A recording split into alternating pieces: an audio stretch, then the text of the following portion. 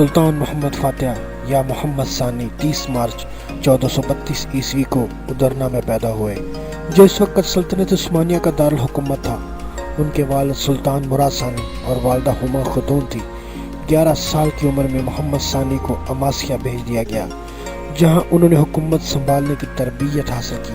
اگست 1444 عیسوی میں مراد ثانی اناطولیہ میں امارت کرمان کے ساتھ امن معاہدے کے بعد 12 سالہ محمد ثانی کے حق میں سلطنت سے دستبردار ہو گئے۔ اپنے پہلے دور پادشاہت کے دوران میں جنگ ورنا کے خدشات کے پیش نظر سلطان محمد نے اپنے والد مراد ثانی سے تخت سنبھالنے کا مطالبہ کیا، لیکن انہوں نے اپنی زاہدانہ زندگی کو ترجیح دیتے ہوئے اسے انکار کر دیا، جس پر محمد ثانی نے ایک خط لکھا جس میں درج تھا کہ اگر آپ سلطان ہیں تو آئیے اور فوج کی کمان سنبھالیے، لیکن اگر میں سلطان ہوں تو میں آپ کو حکم دیتا ہوں کہ میری فوج کی قیادت سنبھالے۔ اس خط کے بعد سلطان مراد نے 1444 عیسوی میں جنگ ورنا میں عثمانی فوج کی قیادت کی۔ سلطان قسطنطنیہ کو فتح کرنا چاہتا تھا اور سمندر والے راستوں سے حملہ کرنا مشکل تھا۔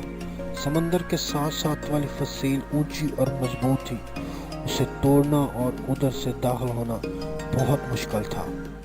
فتح قسطنطنیہ کی تفصیلات میں جانے سے پہلے ہم نئے آنے والے مہمانوں سے گزارش کرتے ہیں، اگر آپ نے ابھی تک ہمارا چینل سبسکرائب نہیں کیا تو پلیز پہلے سبسکرائب کر لیں اور ساتھ موجود گھنٹی کے آئیکن کو بھی دبا دیں تاکہ آنے والی کسی بھی ویڈیو کا نوٹیفیکیشن آپ سے مس نہ ہو۔ سلطان مراد ثانی 1444 عیسوی میں اپنے 12 سالہ فرزند سلطان محمد ثانی کے حق میں از خود دستبردار ہو گیا اور جا کر اناطولیہ میں گوشہ نشین ہو گیا۔ اس نے اپنے 12 سالہ سلطان فرزند کے لیے نہایت قابل اور بلند پایہ استادوں کا اہتمام کیا، خصوصاً مذہب کے معاملات میں اپنے بیٹے کی بڑی مضبوط بنیادوں پر تعلیم و تربیت کا بندوبست کیا۔ اسی دوران کم عمر سلطان دیکھ کر کے یورپ سے حملوں کا ایک لامتناہی سلسلہ شروع ہو گیا ہے۔ یہ باقاعدہ صلیبی جنگیں تھیں جنہیں پوپ کی مکمل حمایت حاصل تھی۔ ترکوں اور عیسائیوں کے درمیان ایک امن معاہدہ ہوا جس کا نام پیس آف زیچ تھا۔ کارڈینل جولین کیسارینی نے، جو پوپ کا نمائندہ تھا، ہنگری کے بادشاہ کو قائل کر لیا کہ مسلمانوں کے ساتھ قائم معاہدے کو توڑنا دھوکہ دہی نہیں ہے۔ اس موقع پر سلطان محمد نے اپنے والد مراد کو کہا کہ وہ آئے اور دوبارہ حکومت سنبھالے تاکہ اس صورتحال سے نپٹا جا سکے۔ سلطان مراد نے اناطولیہ سے واپس آنے اور حکومت سنبھالنے سے صاف انکار کر دیا اور اپنے 12 سالہ بیٹے سے کہا کہ بطور سلطان وہ ان حالات سے خود نبرد آزما ہو۔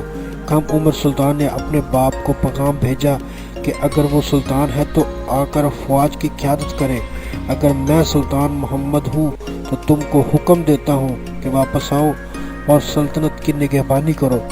سلطان مراد واپس آیا اور جنگ وارنا کی قیادت کی، یورپی فوج کو شکست فاش دی۔ 1451 میں سلطان مراد کا انتقال ہو گیا۔ 19 سالہ سلطان محمد ثانی نے دوبارہ تاج اپنے سر پر سجا لیا۔ سلطان محمد نے اپنی زندگی فتح قسطنطنیہ کے لیے وقف کر دی تھی۔ اس نے عثمانی بحریہ کو مضبوط کیا۔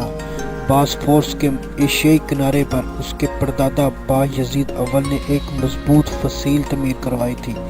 سلطان محمد نے باسفورس کے یورپی کنارے پر اس سے کہیں زیادہ مضبوط فصیل تعمیر کروا کر باسفورس کے دونوں کناروں پر اپنا قبضہ مستحکم کر لیا۔